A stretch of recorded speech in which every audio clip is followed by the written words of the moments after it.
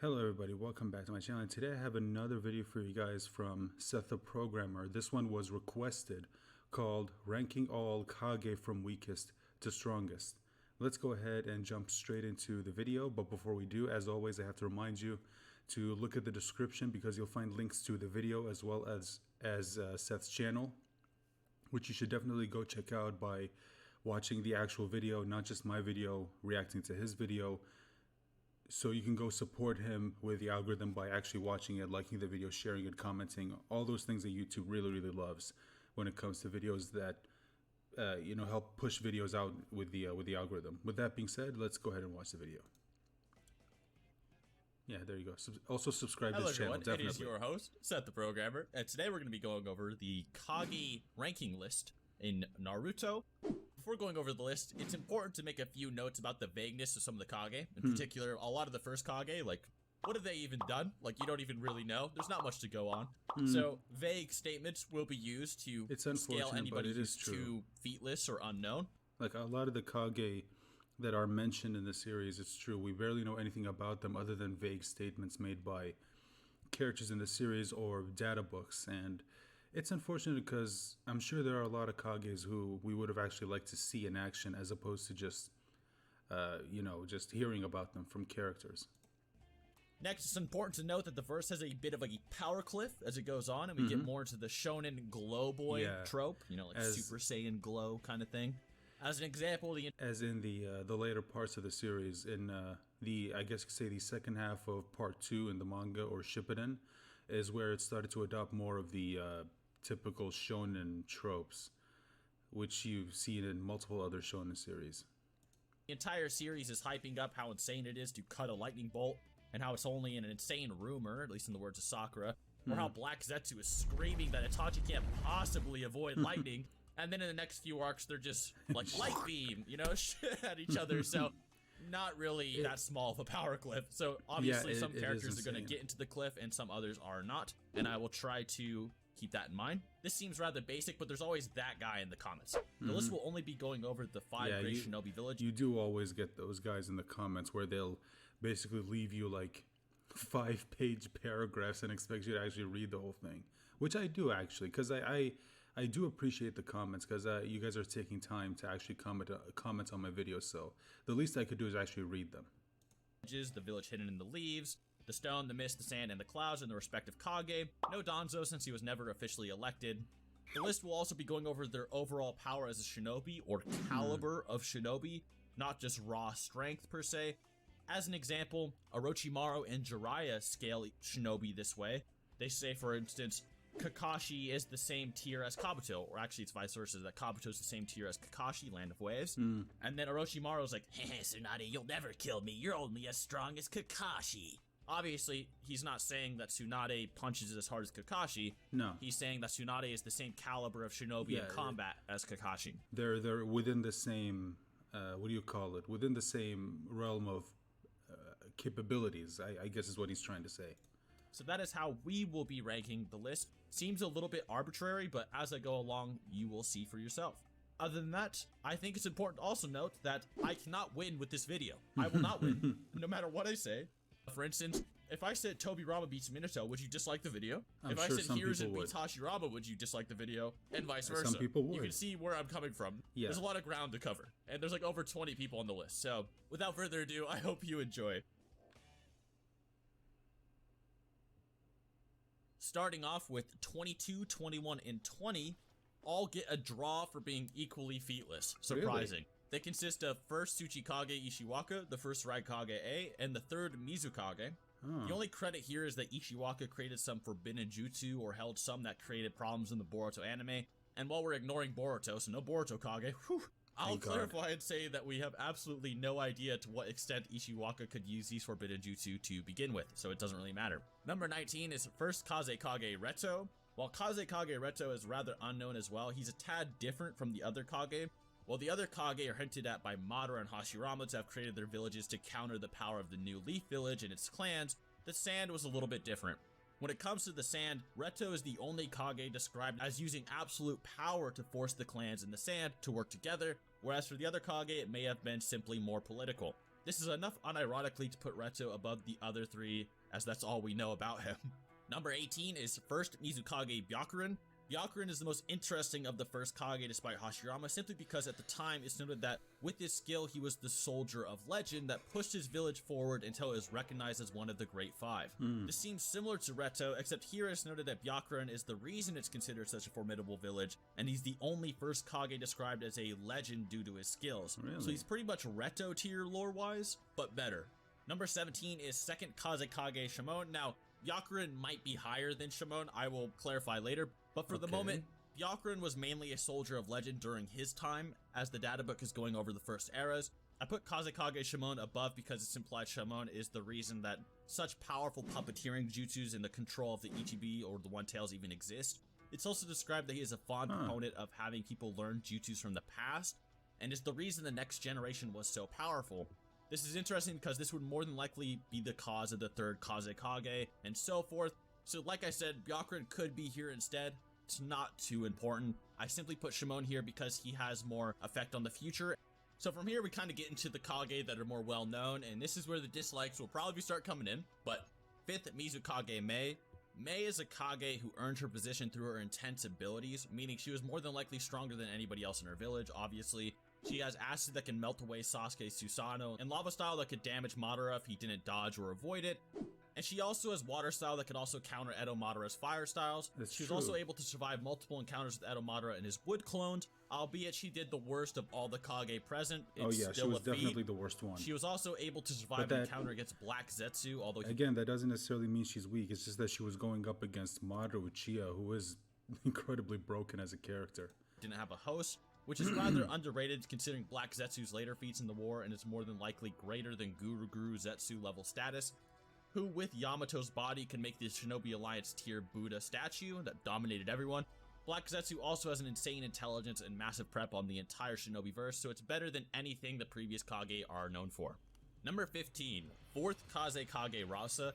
Rasa is interesting because he's most well known for constantly and literally brawling and subduing Shukaku with his gold dust over and over again.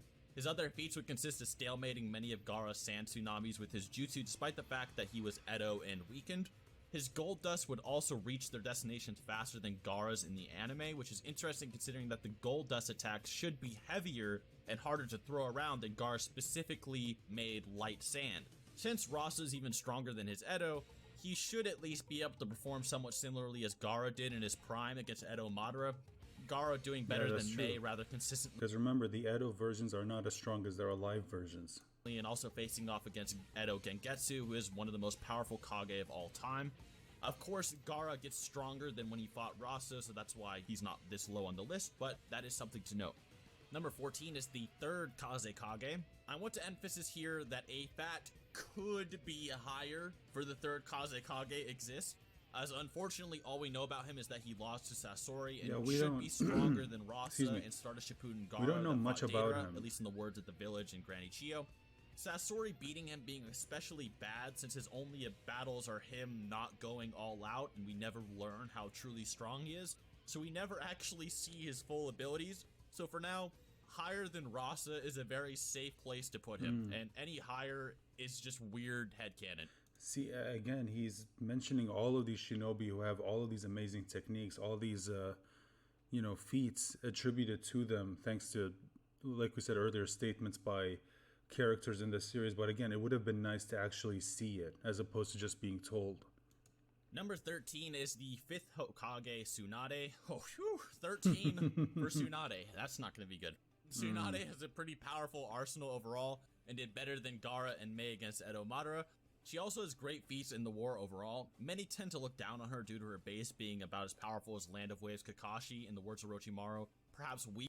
Once again, it's referencing the Kabuto flashback, though Tsunade stated Kabuto was sharper than she was in her prime. That's true, she did say this. Yeah, see, his jutsu instincts and sharpness surpass even my own in my prime, yep. Weaker in her prime. However, her 100 healing state has consistently shown that it survives the power cliffing of the series. She is physically stronger than the 4th Raikage, with the 4th Raikage being called the strongest in his village even compared to Perfect Jinchuriki Killer B, pre-Ravine training at least, which is overall an insane level of power that the others on this list don't really have going for them. Feat-wise, she's doing better than the others. The reason she's not higher is that she unfortunately is not nearly as fast as the Raikage in combat, and is even impressed with Naruto keeping up with the Raikage's lesser stage 1 lightning cloaks, let alone version 2. During the Madara battle, she also showed endurance and durability problems that unfortunately roadblock her from being higher. So her durability is not very high, she's getting cut through like butter, and her insane chakra reserves weren't really holding up when she was getting like cut in half. Unfortunately, this is where she stops. Now this one is probably the most interesting Kage, I think, at least scaling wise, and I think he's kind of untouched. Yeah, His 4th Mizukage, Yagura. The 4th Mizukage is unique Who because was he's the not only a third, Kage, but he's also a perfect Jinchuriki with rather the good three-tailed hacks and Jinchuriki. feats. When he was reanimated, he did rather well against KCM Naruto and Killer B, although it should be noted that Yagura was amped by Obito's Rinnegan and Sharingan, at least in the words of Killer B. I would argue it didn't really change all that much, however. In the anime, it's shown that Yagura actually battled Itachi and his partner Juzo and almost killed both of them. Well, this is a much younger Itachi with less obvious ailments who recently pointed and basically won. See, again, the thing is that this was shown to us in the anime, but not necessarily in the manga. So, again, it depends. Because if it's anime filler, then I don't know if we should... Like, should it even be counted at all? If it's just an anime filler? Hit KO'd Orochimaru, getting blasted back and almost killed by Yagura's coral jutsus and Biju bombs to the point that Itachi had to awaken the Amaterasu after Juzo died to stop him and then flee from the scene. Defeating Juzo is impressive because he's an Akatsuki member, and all Akatsuki members are selected with the idea of battling Biju in mind, showing the absolute prominence of Yagura's mastery and abilities normally.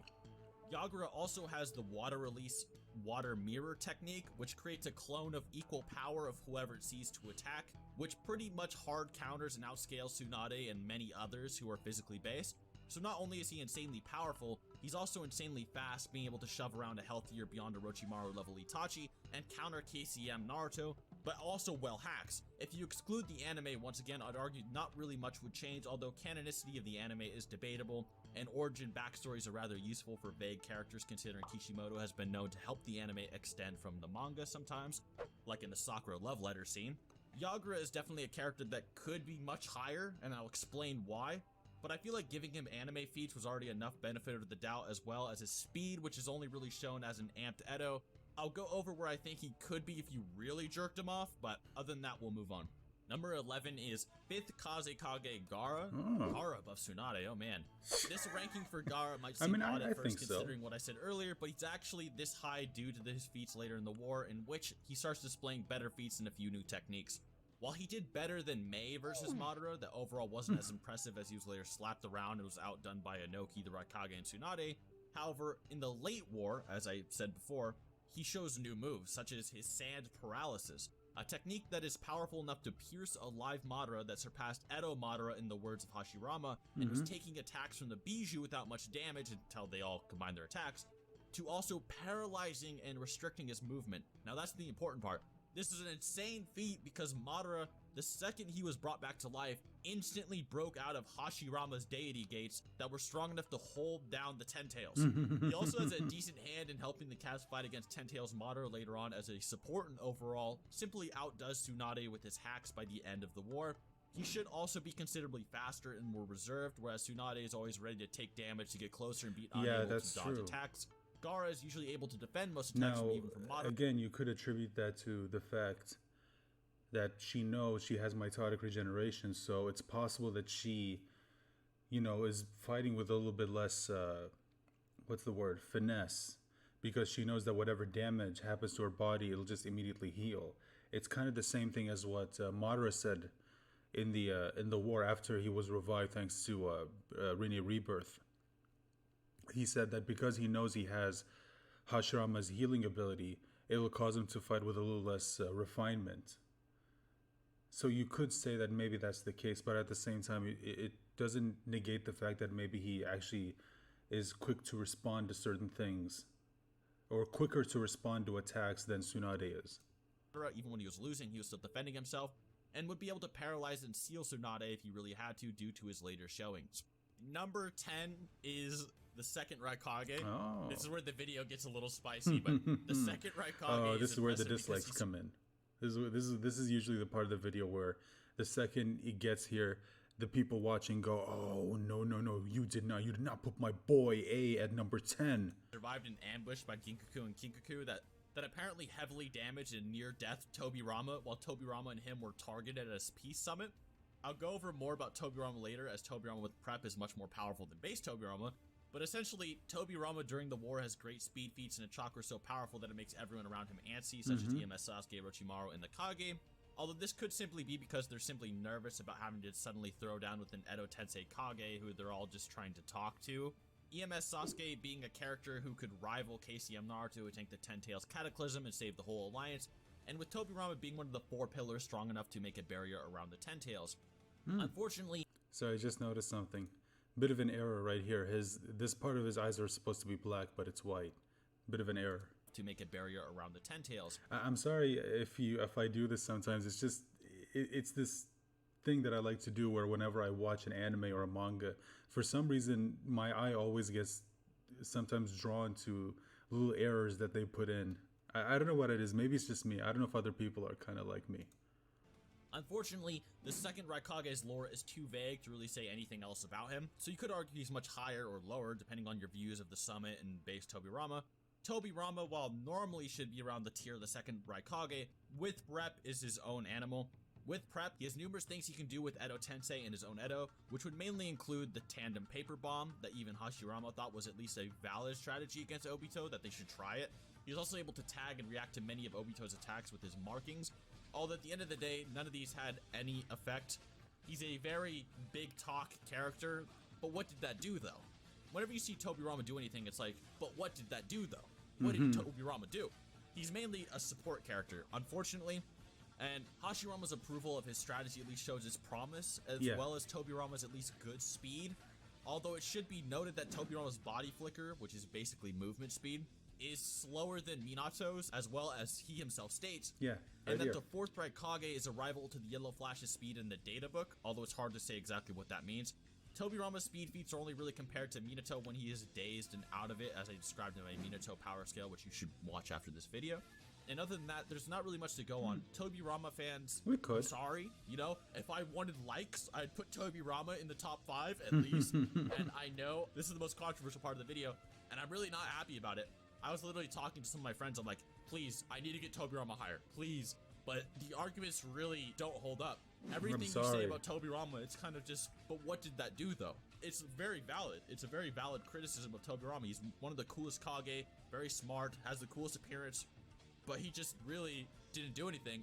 Got bodied by Ginkaku and Kinkaku at the Peace Summit, and then lost to Ginkaku and Kinkaku and their unknown Shinobi tracking unit, which everyone says is S-class, but I haven't seen proof of that. Other than that, that's really it. Some people like to say, oh, well, Tobirama, you know, he scales to Izuna, and Izuna is the equal of Madara in this flashback.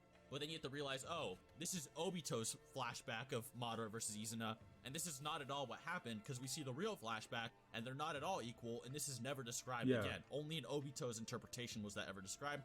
So even then, Tobirama is never described as an equal to Madara, as well as the fact that it should be noted that Madara then says, oh, Tobirama used to be the fastest shinobi ever, but then it's also like, what if they're just talking about after Hashirama and he died? They don't have to be alive for Tobirama to be the fastest of his era, which is just one of the many lore problems they have. There's also the feat of Tobirama shooting Senbon needles out of his mouth at Madara, and Madara blocks them with his Susanoo arm.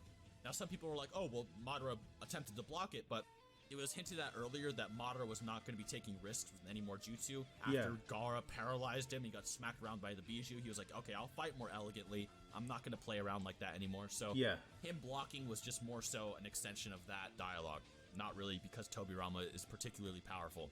So while I like Tobirama, and I know that's going to be a big deal, he can't really be much higher. Hopefully my explanation will be good enough later. The 3rd Raikage. He was able to compete with KCM Naruto's Shadow Clone and even take a Rasen Shuriken without serious damage in Edo. Rasen Shurikens being able to even damage the Nine Tails they hit directly, although not too much effect. No, he's known for stalemating the 8 Tails. It's effective, but not to the point where it's, you know, dangerous. Since, however, that actually isn't really a good feat. It's a better feat to note that he always subdued the 8 Tails after it rampaged after this and was too powerful for anybody to even stop, casually overpowering and busting out of Gaara's attacks and so on. The reason subduing the 8 Tails is not really impressive is because Bijou are weaker when they don't have a host. This is described. So the 8 Tails is in kind of a nerf state compared to when he's in Killer B. So it's better to note that he bodied the 8 Tails consistently after this, rather than stalemated him that one time. That's not a good feat. Ginkaku and Kinkaku also respected the 3rd Raikage's brand quite a bit, showing that even the duo that would constantly harass the 2nd Hokage and Raikage respected him. In the end, only his own stamina and attacks ever hurt him, meaning the 8 Tails could never even damage him with anything it tried, meaning the 3rd Raikage has top tier speed, durability, and attack potency few others actually do.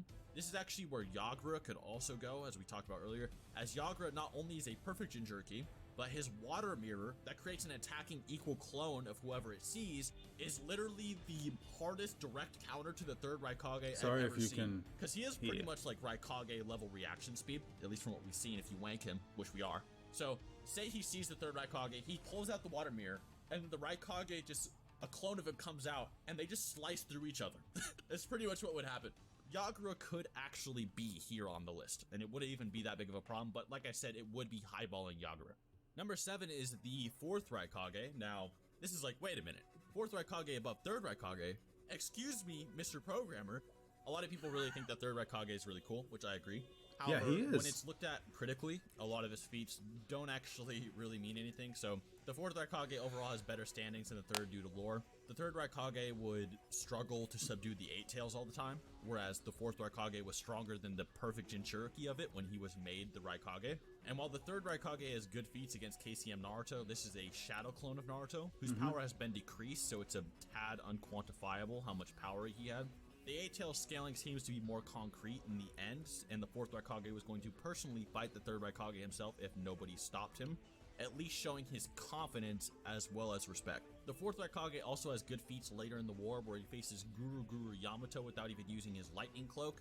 Guru Yamato being a character that is stalemating the whole alliance, which is an insane feat beyond anything the 3rd has really shown or have stated for himself. This possibly shows that the 4th, if anything, has grown stronger as the war has gone on and his battles versus many legendary opponents like Madara ensues, similar to Gaara.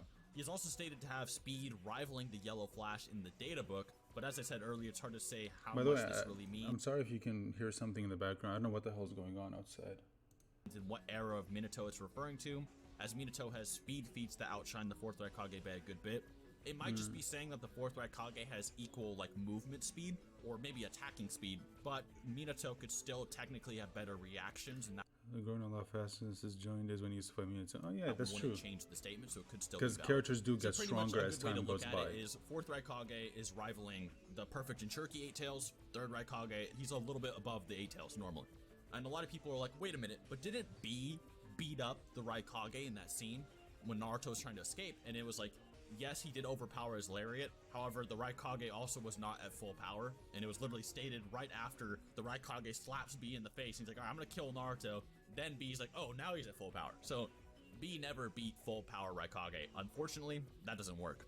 All right, now we're getting to the big boys. Oh boy. The big boy Kages. Okay, before we get in, take a guess. Stop right here.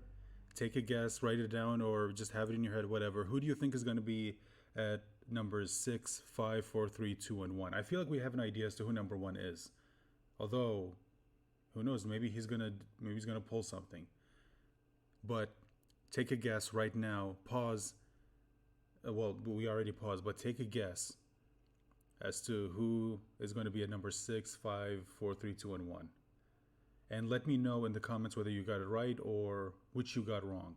Or maybe you got them all right or all wrong.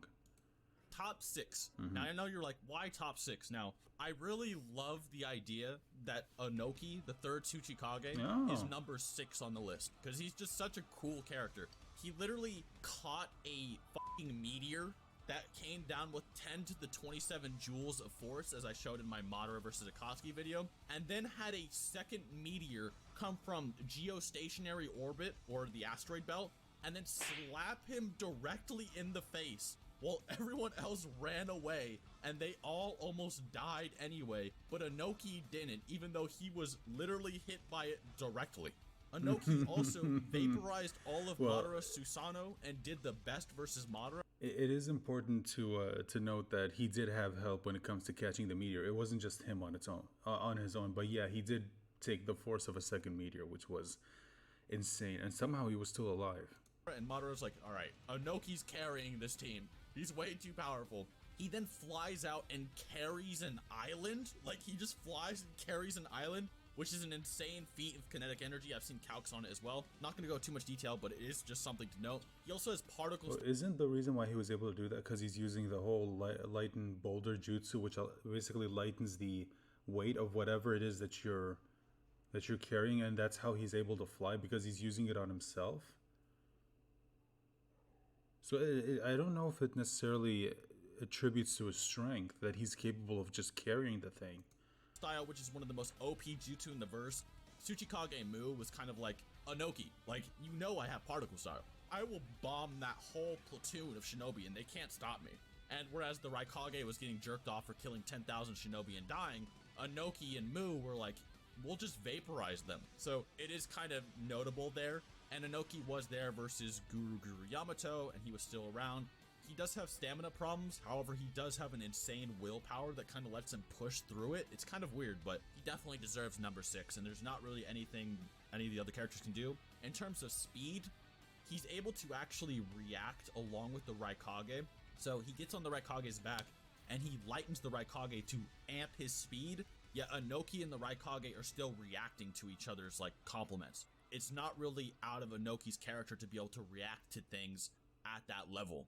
Now, number 4 and number 5, I kind of hinted at it, is second Tsuchikage Mu and second Mizukage Gengetsu. Now, Gengetsu is a little bit more debatable, but Mu was basically bodying Onoki while he was in Edo.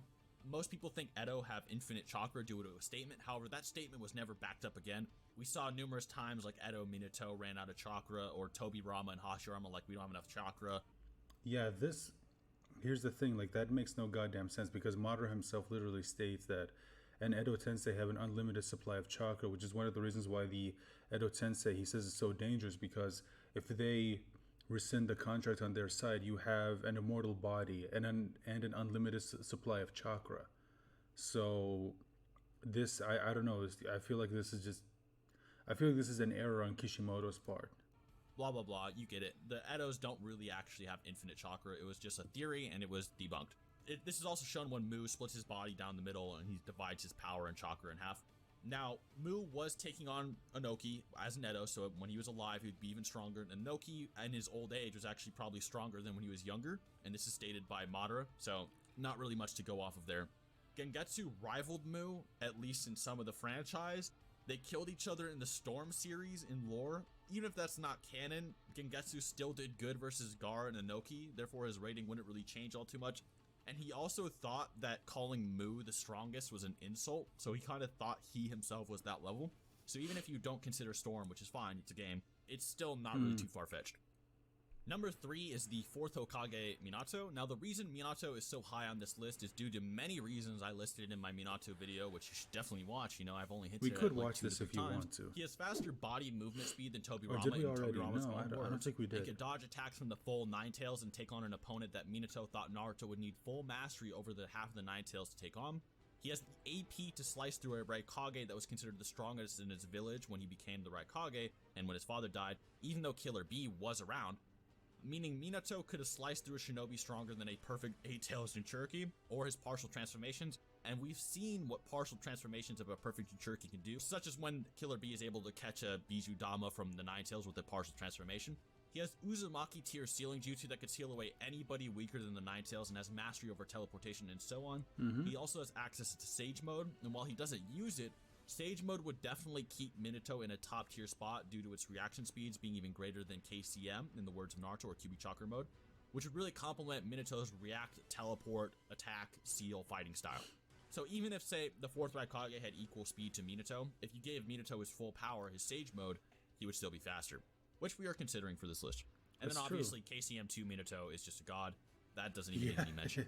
Versus characters like the 3rd Raikage or the 4th Raikage, he would have the reaction speed to react to them, tag them, and the ability to seal them, more than likely damage them with his normal attacks. He was literally going to cut through the Raikage with a kunai, let alone say it was Sangon or something of the sort. So it's not too far-fetched for Minato to be this level in almost pretty much all stats. He really doesn't have any durability feats though. Although he did, you know, kind of tank the Nine Tails claw going through his body and stayed on his feet. I don't know if that's a feat, but that's something to consider. Now, finally, you have the first and second, which is first Hokage Hashirama. So he's and not third gonna Hokage count Hiruzen. Naruto. I have a Hiruzen video that will explain this much better than I will in this video. We could also which I watch that recommend one as well, as well as the Minato video. Now, Hashirama, he can make big trees, really strong trees. Yeah, Mr. Tree Man. His tree beat people. His tree beat Madara.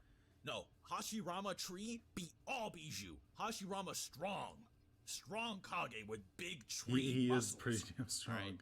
So we get it. Hashirama is probably the strongest. Now, there is a little bit of contention though, because Hiruzen, from what we know, we only know about what he did when he's old. So when he's old, Hiruzen still was going to take on Orochimaru and slap him around, and Orochimaru had a parallel with Hiruzen with how Orochimaru wanted to learn all of the jutsu in the world, because that's how Hiruzen became a god of shinobi and the strongest Kage, and how he wanted to live forever and remain eternally youthful because of his parents and because of Hiruzen dying to age, who was a character he looked up to. So it makes sense that Orochimaru would have this parallel and have massive respect for the strongest shinobi he knows of, which was Hiruzen in his heyday. Now, all we know about Hiruzen is that he's considered a bigger talent than Tobirama in the data book. Even as an old man, he's stronger than Tobirama, has better feats versus the God Tree, versus the Guru statue, and so on. But in his prime, it's like, okay, what do we know about prime Hiruzen? What do we know? Well, and not all much. we know is that Hiruzen was the strongest Hokage, even though everyone knew Hashirama took on Madara and all the Bijou and distributed them. See, I don't know if Hiruzen was still considered the strongest Hokage. See, I don't know if I still necessarily believe that. I think that maybe Kishimoto did have that planned at first, but I think that as time went on, he sort of changed his mind, because he is known for retconning things. Because, Hiruzen was known as, a god of shinobi, and then later on, Orochimaru blatantly calls, Hashirama, the god of shinobi. So I think that that's a case where it was probably like, it's what he planned originally, but then later on he changed his mind, because he is known for retconning things. In his prime, by the whole village. So it's kind of like, you gotta take that into account. But who needs lore? Who needs narrative? Who needs preponderance of evidence? Hashirama's got big tree muscles, and he's #1, baby. All right. Hope you guys enjoyed the video. Please don't hate me too much. I'm trying my best. So hopefully, the Tobirama part is what I think will get the most dislikes, in my opinion. I think everything else I said was pretty standard. Tobirama, he has a big fan base, so I understand if people kind of disagree with that, but I might go into more detail in a future video. Maybe I could even make a Tobirama video, but in the meantime, check out those Hiruzen and Minato videos, and other than that, till next time. I think that's it. So, I mean, look, it's, when it comes to the whole, again, Hiruzen Hashirama thing, I think that that's the thing that a lot of people are probably going to be talking about, which is, because I don't necessarily disagree with a lot of the things that he's been saying throughout this video, which is why I haven't commented as much, until there was something I did need to say, and why I paused.